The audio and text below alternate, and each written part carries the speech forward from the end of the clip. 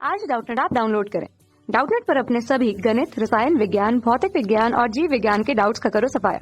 बस प्रश्न की फोटो खींचो, एक ही प्रश्न को क्रॉप करो और तुरंत वीडियो सोल्यूशन पाओ। अभी डाउनलोड करें। हेलो फ्रेंड्स, यहाँ पर हमें एक प्रश्न दिया हुआ है, विभिन्न प्रकार के पर्ण विन्यास का उदाहरण सहित वर्णन करो। तो आइए देख लेते हैं इस प्रश्न के बारे में। देखिए, पर्ण विन्यास क्या होता है। पर्ण विन्यास तने या शाखे की पर्व संधियों पर पत्तियों का एक विशिष्ट क्रम होता है। जैसे कुछ पत्तियां तने पर हैं, कुछ शाखाओं पर हैं, उनका जो क्रम होता है पत्तियों के लगने का, पत्तियां किससे जुड़ी होती हैं, पर्णवृंत से, और पर्णवृंत किससे जुड़ा होता है, शाखा से। तो इस तरह की जो पत्तियों का अरेंजमेंट होता है उसी को हम पर्ण विन्यास कहते हैं। तो आइए हम इसको पर्ण विन्यास को हम इंग्लिश में बोलते हैं फाइलोटैक्सी। आइए देख लेते हैं। पहले मैं यहाँ पर आपको पर्ण विन्यास बता दें क्या होता है, और विभिन्न प्रकार के पर्ण विन्यास होते हैं। पर्ण विन्यास तने या शाखा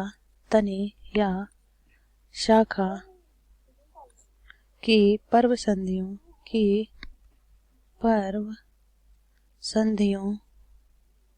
तने या शाखा की पर्व संधियों पर पत्तियों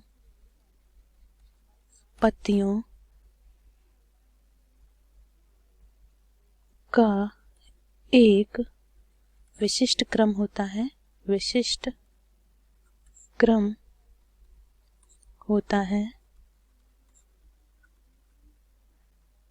क्रम होता है जिससे पत्तियां जुड़ी होती हैं, जिस पर पत्तियां जुड़ी होती हैं।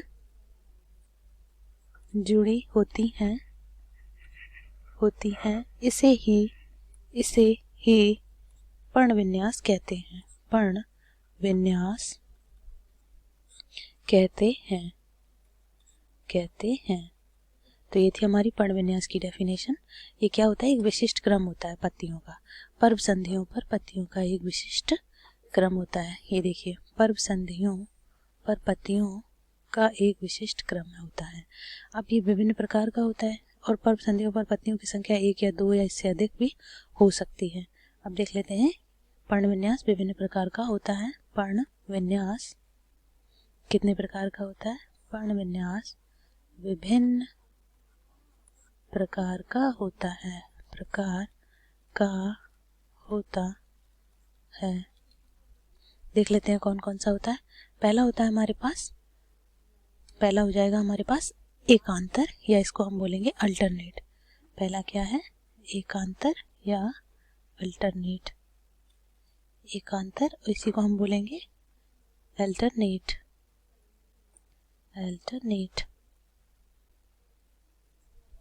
देखिए, इसमें क्या होता है, जब एक पर्व संधि पर एक पत्ती होती है तथा अगली और पिछली पर्व संधि पर लगी पत्ती से इसकी दिशा विपरीत होती है, जैसे गुड़हल, सरसों आदि। इसके हमने एग्जाम्पल आपको बना दिया है यहाँ पर। ये देख लीजिए, ये है आपकी एकांतर पत्ती क्रम। इसका एग्जाम्पल हम आपको लिखकर बता दें। उदाहरण क्या है इसका? उदाहरण है इसका गुड़हल, सरसों आदि। गुड़हल, सरसों आदि। ये देखिए क्या है, जब एक पर्व संधि एक पत्ती होती है तथा अगली पिछली पर्व संधि पर लगी, ये देखिए अगली पिछली एक दूसरे से थोड़ी दूरी पर है, तो ये क्या है, ये हमने यहाँ पर एग्जाम्पल ले लिया था एकांतर का। आइए हम इसे यहाँ पर लिख दें। जब एक पर्व संधि पर एक पत्ती होती है तथा अगली और पिछली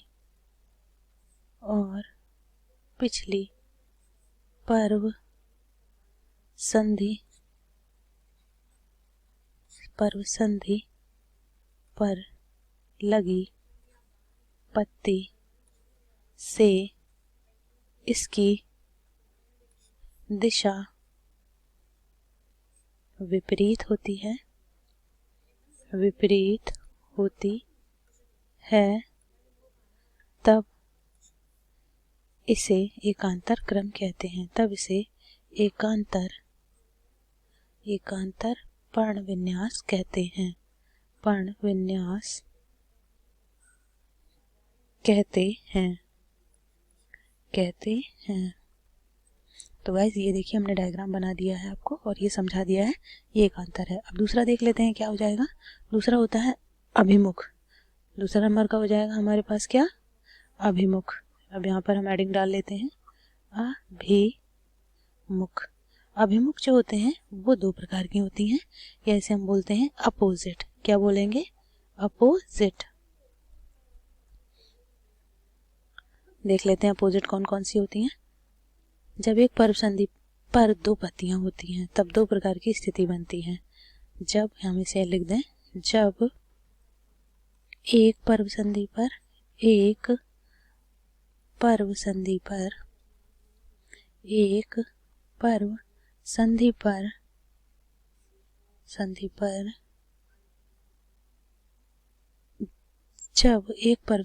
पर दो पत्तियां होती हैं तब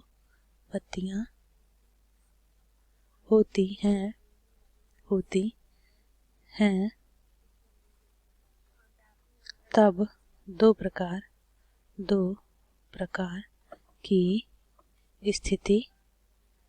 स्थिति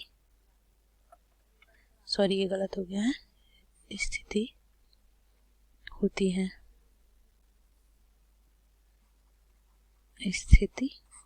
है। देख लेते हैं कौन कौन सी दो स्थिति बनती हैं। ये देखिए हमने यहाँ पर आपको बताया है दो तरह की कौन कौन सी स्थिति बन रही है। पहली बनेगी अभिमुख अध्यारोपित और दूसरी बनेगी अभिमुख क्रॉस्ड। अब इन दोनों को हम एक्सप्लेन कर देते हैं। देखिए अध्यारोपित है, दैट इज सुपर इम्पोज्ड। इसको हम बोलेंगे सुपर इम्पोज्ड जब पत्तियों की दिशा प्रत्येक पर्व संधि पर एक ही दिशा है, जैसे कि अमरूद। इसका उदाहरण क्या है, ये है हमारा अमरूद का उदाहरण। ये क्या है उदाहरण इसका हम उदाहरण लिख देते हैं। उदाहरण हो जाएगा अमरूद। क्या है, एक ही दिशा पर है। ये देख लीजिए ये है एक ही दिशा पर। इनमें देखिए लेकिन डायरेक्शन अलग अलग है। ये क्रॉस्ड है। क्रॉस्ड का मतलब होता है कि जब दोनों की डायरेक्शन अलग है। ये देखिए पत्ती इस तरफ जा रही है, ये इस तरफ जा रही है, ये ऊपर है, ये इधर पीछे है, और इसमें ये पीछे ये वाली सामने है। तो इनका क्या है, जब दो पत्तियों की दिशा प्रत्येक पर्व संधि पर पिछली तथा अगली पर्व संधि की अपेक्षा समकोण पर होती है। सब के सब समकोण पर है, कम से कम 90 का एंगल तो बना ही रही है। इसका उदाहरण हो जाएगा हमारे पास, इसका उदाहरण है क्रॉस्ड वाले का। इसका उदाहरण में यहाँ पर लिख देते हैं आँख। क्या है, आँख। ये देखिए हमने डायग्राम से समझा दिया है। आई होप आपको समझ आ गया होगा। लास्ट बचा हमारे पास चक्रिक। तीसरा है हमारे पास क्या, चक्रिक। यहाँ पे लिख देते हैं थर्ड नंबर चक्रिक। चक्रिक को हम बोलते हैं होल्ड या रोल्ड, जैसे जो भी आप बोलना चाहें। देखिए इसमें क्या होता है, जब एक पर्व संधि पर दो से अधिक पत्तियां होती हैं, जैसे कि कनेर। ये देखिए इसका उदाहरण है हमारे पास कनेर। क्या है इसका उदाहरण, कनेर है हमारे पास। ये देखिए इसका उदाहरण हो जाएगा कनेर। एक ही पर्व संधि पर एक से अधिक पत्ती लगी है। ये देखिए 2 3 लगी, यहाँ पर भी 3 लगी, यहाँ पर भी 3, यहाँ पर भी 4 5 लगी। तो ये क्या है, उदाहरण कनेर का। तो गाइज हमने ये प्रश्न आपको विद डायग्राम एक्सप्लेन कर दिया है। आई होप ये प्रश्न आपको समझ आ गया होगा कि पर्ण विन्यास क्या होता है। Thank you guys. कक्षा 6 से 12वीं से लेकर नीट, IIT, JEE वो एडवांस के लेवल तक 1 करोड़ से ज्यादा छात्रों का भरोसा। आज ही डाउनलोड करें डाउटनेट ऐप या व्हाट्सएप करें अपने सारे डाउट्स 8400 400 400 पर।